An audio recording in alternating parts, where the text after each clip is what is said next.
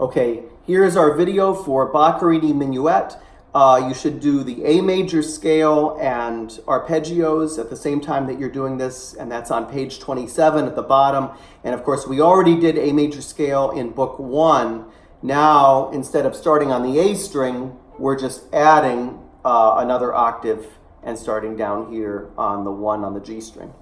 Okay, so we should begin with the exercises that you see at the top of page 27. The first exercise deals with putting one finger on 2 strings at the same time so that we can play the 2 strings quickly back to back without having to worry about hopping the finger over. And sometimes we have to do this because it's just too fast to hop over.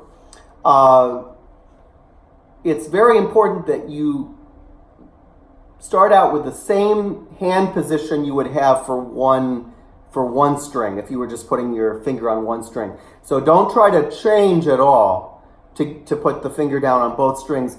Get your hand set in the way that we always want to, and then just drop that first finger on both A string and D string. And if your hand is in this good position, it will probably be in tune.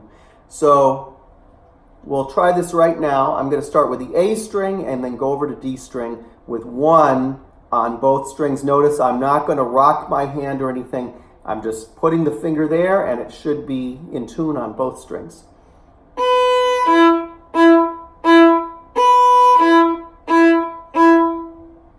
Okay. So now we're going to go on to the next exercise, which is trilling with 2 grace notes at the end. And what we should do is first skip the next line and go down a line further to where we have the 6 notes together. And we're going to practice this first to get it into your hand in this group of 6 notes. So we'll put down 1 on the E string for F sharp, 2 on the E string for G sharp, put the bow at the tip, and here we go.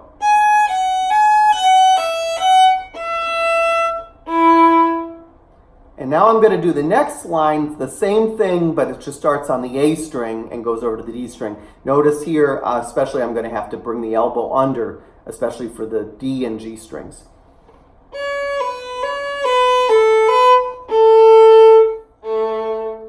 You want to make sure it's very even. 1, 2, 3, 4, 5, 6, and then 4, 1 without rushing at all in the second measure.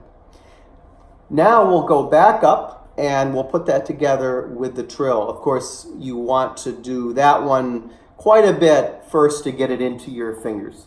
But then when you feel like that's really comfortable, we'll make that go into the trill with the 2 grace notes. And we're sneaking the 2 grace notes in right at the end, right before the down bow. And you have to stop the trill and sneak those in. But if you sort of adapt it from what you did, it should be no problem. So I'm going to do the preliminary exercise one more time.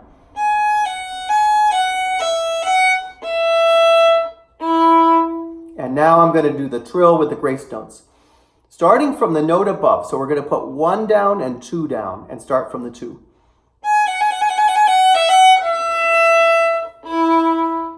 And again on the A string to the D string. Okay, now we're going to go down to the bottom exercise, and you see a D sharp and an A with a circle around it. What we have here, we'll use the 3rd finger for both of these, and we're going to practice going from the high 3 D sharp on the A string to the regular 3 position A on the E string. We're going to put the 1 down for F sharp silently because that's going to be there from what came before, and it's going to help you to get your hand set and acclimated. So 1 goes down. Now we're going to put high 3 on the A string. So 1 is on E string, high 3 on A string, and let's just do tucka, tucka, tucka. Now we're going to pick that up, hop over, and come down a half step level and to the E string. So again, high 3 on A string, regular 3 on E string. Now we'll put this in to the way it comes in the music, which is the example up above. So again, we're going to put the 1 down on E string for C sharp, for F sharp, and the 3 down on E string, starting at the tip of the bow, 4 on A string, and 3, high 3 right next to it as close as you can get. And now I'm going to stop, prepare the 3 on the E string in that lower position, move the bow over. 4 and 3 together on A. Okay, and you should take as much time as you need to set those 3s. The important thing is that they're exactly in tune. Now we'll turn the page and go to Boccherini Minuet. And let's talk about these first 4 notes first. We want to make sure they're very even. We'll set the high 2 on the E string and the 3 next to it. So these 2 fingers are prepared first. And we can just warm that up with tucka, tucka, tucka.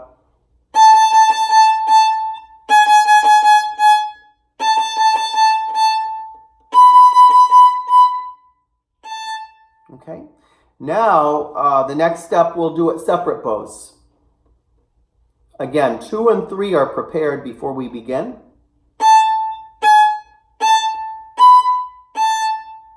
Now we're going to come up to the tip and we're going to do it up, up, up, up, down with stops. And the final step is to do it smooth as it's written. And now the fingers should be working very evenly. So we hear 4 even notes leading into the 5th note, which is the down bow. Okay, now we should talk about the rhythm. This is called syncopation, beginning in the first full measure. It means that the everything is shifted off a half beat.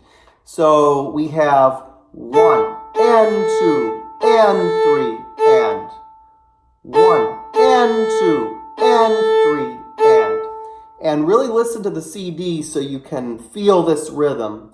It's probably a good idea to do it on the A string like I just did it. And I'll do it one more time for you so you can copy.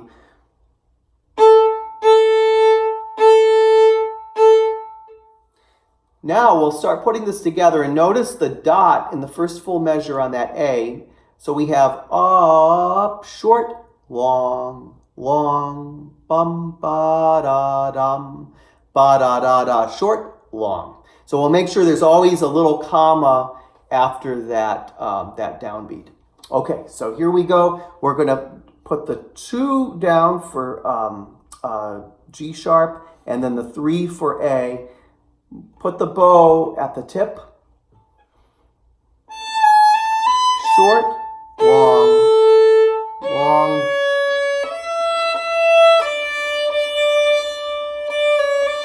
Short, long. 1 hops over.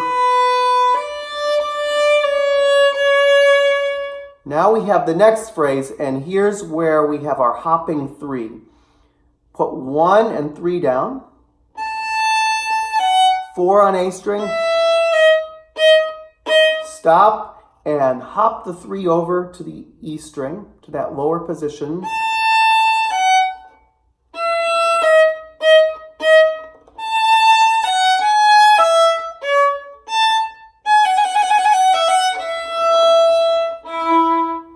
And there's our trill. So notice again that I started from the note above on the trill. I started from the 1 was down for F sharp, but I was starting from the 2. And I'm paying a lot of attention to rhythm, trill, ba-da-da, dum. So we're not rushing the 4 into the 1. Okay, I'm going to play that again now without any talking from the beginning.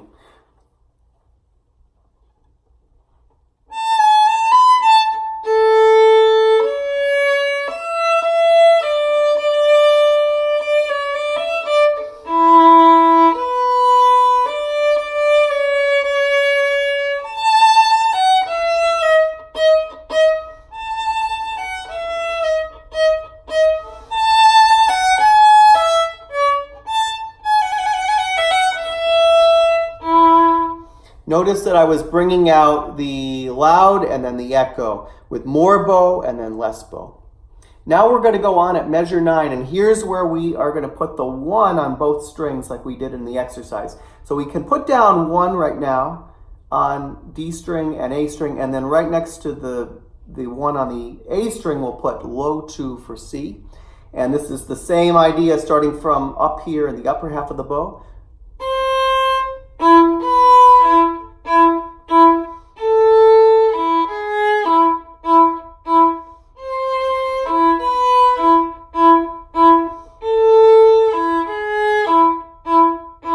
Notice that the 1 is staying down the entire time through that entire line. And I put a little stop for the string crossing like this.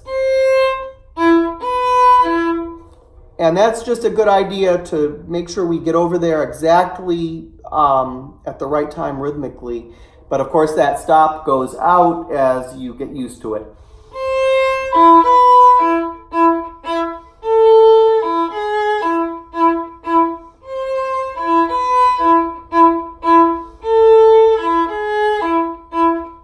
And now we're back to something like the beginning.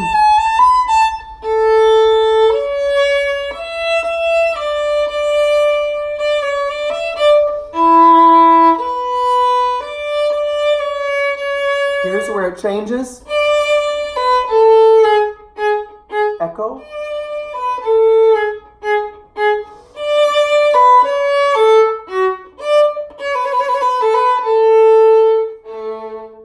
And of course that repeats back to measure 9. But I'm going to skip the repeat for right now so we can go on to the trio section. In this section we should think with these eighth notes, toe, toe, toe, toe, toe. So a good ring on every single note. This is going to start from the middle of the bow. As we go along, we're going to use more motion with the arm to bring out the crescendo.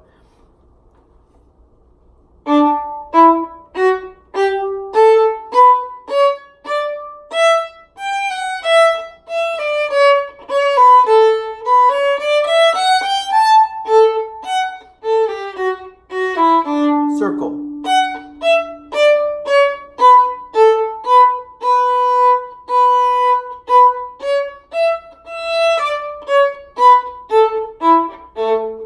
And then of course that repeats again.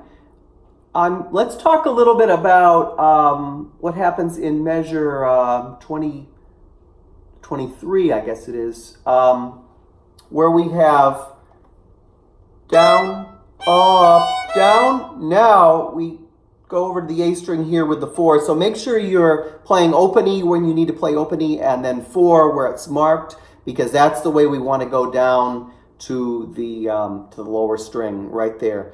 I'm going to do it again now from the beginning of the trio section.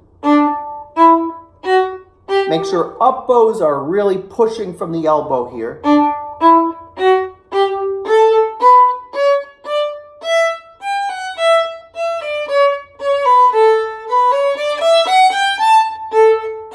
Here, stop, put the 4 down on the D string, move the bow. So that should be isolated there. 1 on E string, play. Put 4 and the 3 with a whole step distance on the D string, move the bow over. And I'll go on now, circle.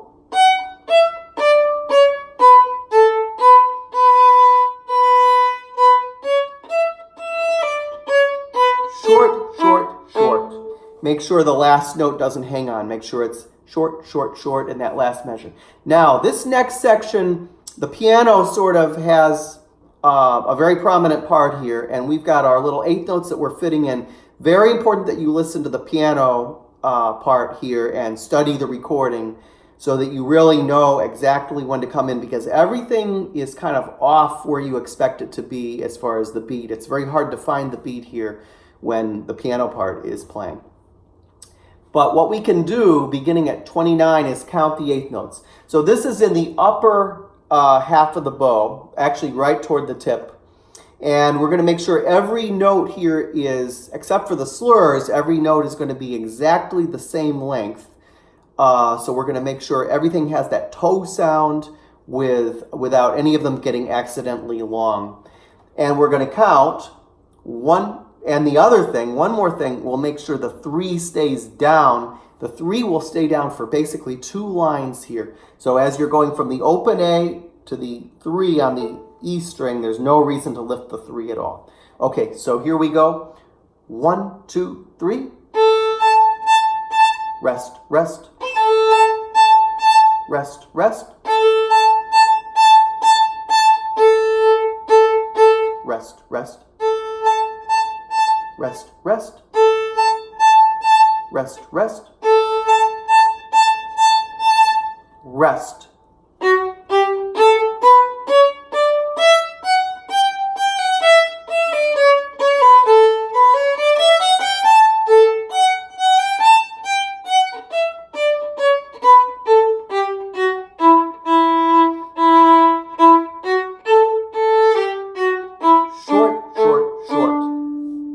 And then that repeats.